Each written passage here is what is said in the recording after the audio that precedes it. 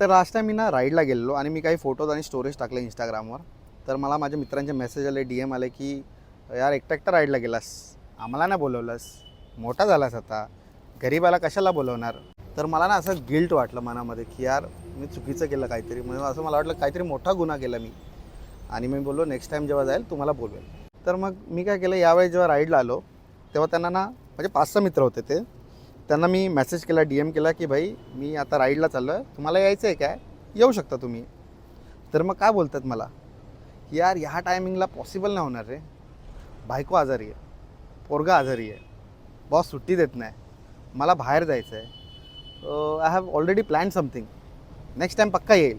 आणि मला नंतर असं समजलं, म्हणजे मी यावर खूप गहन विचार केला आणि मला असं लक्षात आलं की यांना तुमच्याबरोबर राईडला येण्यामध्ये काही इंटरेस्ट नसतो, त्यांच्या फक्त पोटात दुखत असतं की मी राईडला चाललो आहे.